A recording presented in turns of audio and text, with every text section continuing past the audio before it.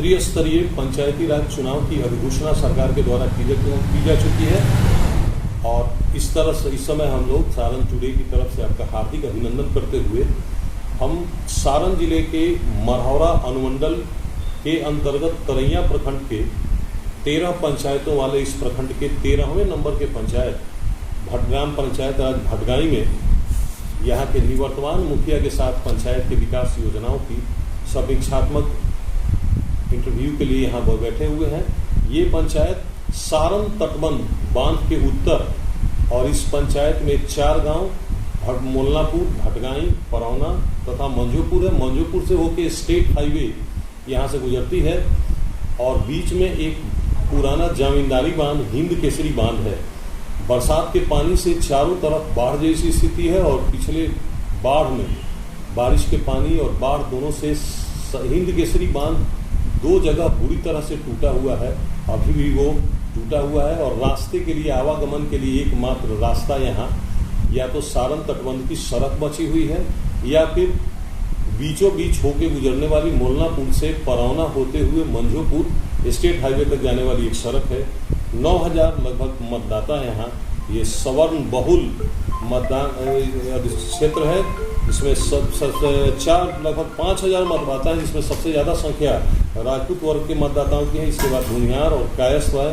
पिछड़े वर्ग में लगभग 1000 के करीब यादव मतदाता हैं। इस क्षेत्र में मुसलमानों की मतदाताओं की संख्या 1500 है और तकरीबन 1500 के आसपास अति पिछड़ा दलित महादलित कोटि के अंतर्गत आते हैं। इस 5वें चरण में इस प्रखंड में त्रिस्तरीय पंचायती राज व्यवस्था का चुनाव होना है और इसमें आज हम ग्राम पंचायत राज भटगाई में यहाँ के निवर्तमान मुखिया श्री विजेंद्र माझी के पास उपस्थित हुए हैं सारण टुडे की तरफ से और इस समय हम लोग मुखिया से जिसे उनके विकास के कार्यक्रमों के बारे में उनका लेखा जोखा लेना चाह रहे हैं। इसके बारे में आपसे बताएंगे वो। तो बताया जो मुखिया जी, अब तक आपने पंचायत के विकास के लिए क्या क्या काम किया? पंचायत राज भटगाई विजेंद्र माझी नाम है हमारा। हम 5 साल से मुखिया हैं। हमको सरकार को जितना काम आया वो काम हम करते गए। बूढ़ा पेंशन हुआ, रोड हुआ या विधवा पेंशन हुआ या इंदिरा आवास योजना हुआ, ये सब काम हम बहुत अपने ढंग से किए हैं। जनता को किसी तरह का दुख नहीं दिए हैं। और जिससे कि लोगों को यहाँ आपके क्षेत्र में बाढ़ प्रभावित क्षेत्र है। ये भी अभी बाढ़ की स्थिति में लोगों को आपके ग्राम पंचायत राज की तरफ से पंचायती राज व्यवस्था के तहत या सरकार की तरफ से क्या कोई बाढ़ की सहायता उपलब्ध कराई गई है? जी नहीं, ऐसे दहाड़ घोषित नहीं हुआ है। दहाड़ तो आ चुकी 4 बार। हम लोग प्रखंड में दौड़ते दौड़ते थक गए कि जी के पैसा छोड़ा जाए। सब लोग पानी से एकदम बेचैन है। नहीं नाव का सुविधा मिला, नहीं कोई अनुदान मिला। हम लोगों को आदेश मिलेगा तभी हम खर्चा करेंगे। आचार संहिता लग गया तो जनता के बीच में ऐसे तो हम कर नहीं सकते हैं। आदेश दिया जाए तो हम लोग करेंगे।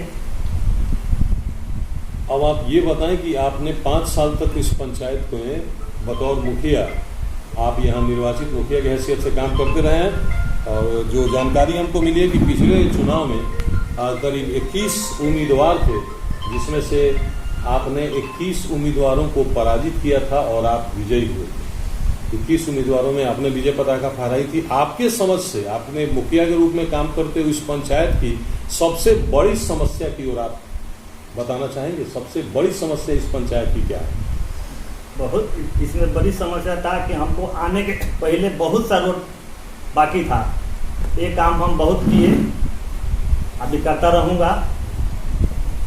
और तो ये बताएं कि हम लोगों को जो देखने में आ रहा है सो एक बड़ी समस्या दिखाई दे रही है, वो है जल जमाव की समस्या। इसमें मुझे लगता है कि परौना, मोलनापुर, मंझोपुर, भटगाई का खेती का एक बहुत बड़ा इलाका बाढ़ की चपेट में है। वो पानी वर्षा का है और बाढ़ टूटे हुए बांध से रिश्ते जो पानी है उससे है।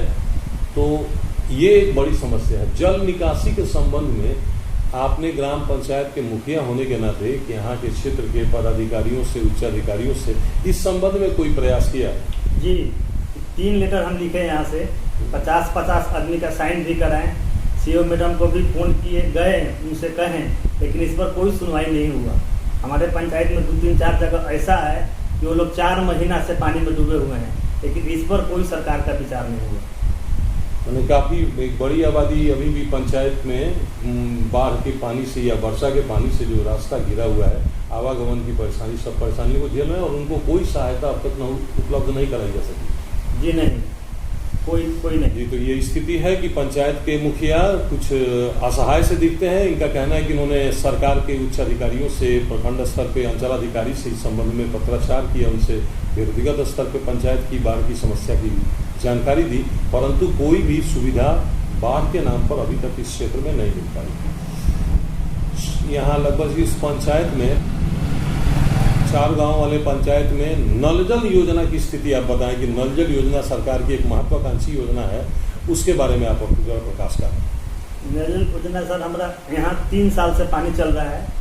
दहाड़ आई 2020 में, उस समय कुछ क्षति हुई, उसके लिए पैसा 12 हज़ार सरकार हमको दी, वो 12 हज़ार लगा दिए, तब मैंने चालू है, सब पानी चालू है, लेकिन अभी बहुत जगह ऐसा है कि पैसा नहीं रहने के काम नहीं, पैसा नहीं रहने के कारण से कुछ काम विलम्ब।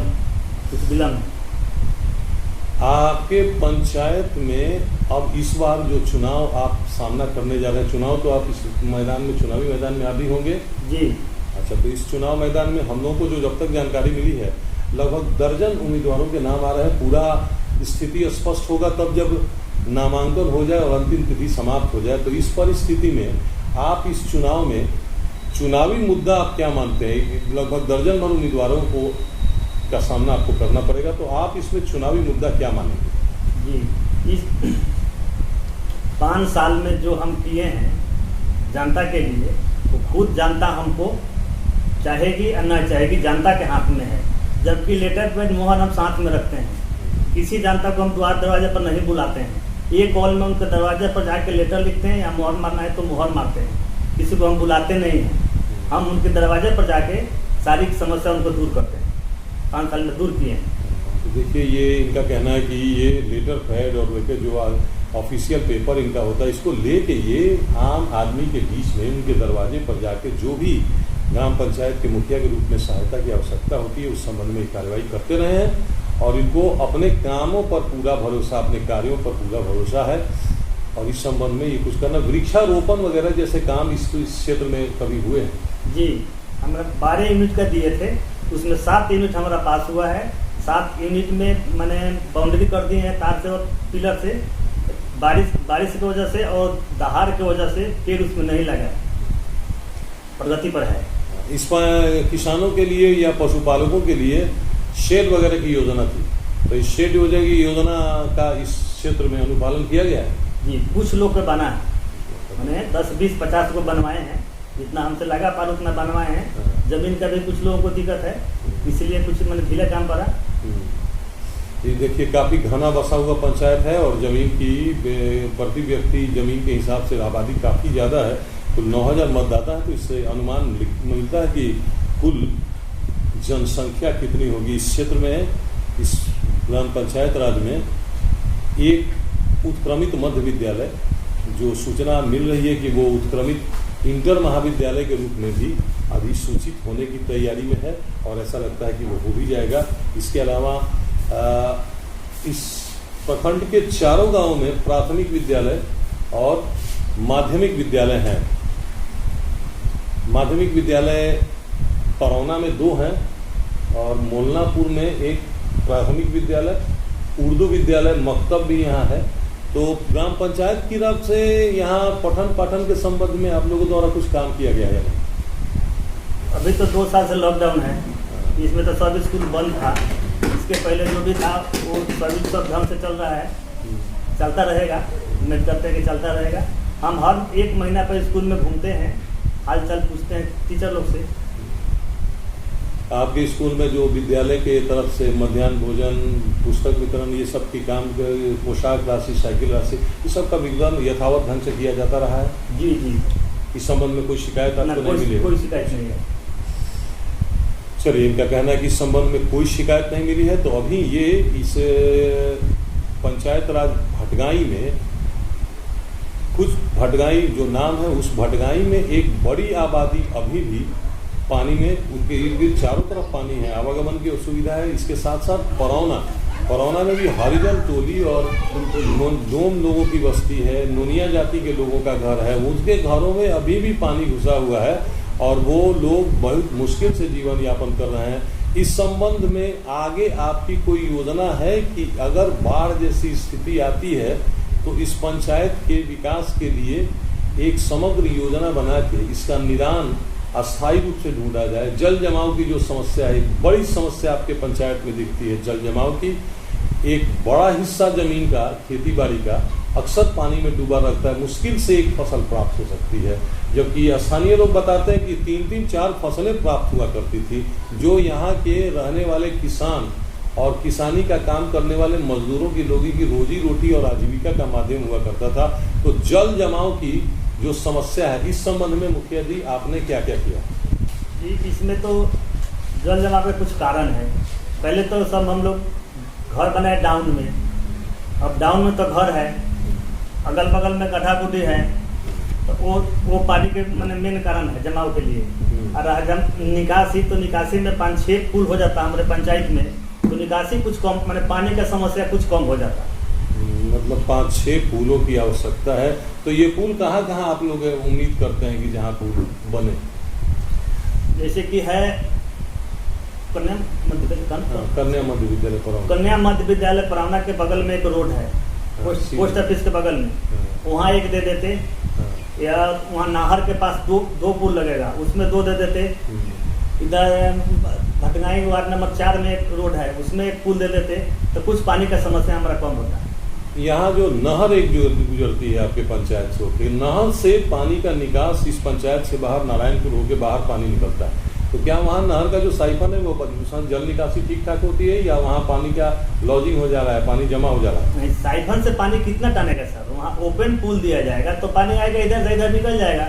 तो इस संबंध में सरकार से संबंधित विभाग से उच्च अधिकारियों से बात आपने कभी की है? हाँ, किए हैं बात तो बहुत जगह हम किए हैं, लेकिन ऊपर आदमी सुनते हैं थोड़े। अब इधर लिखे जाके कहें वो हो गया।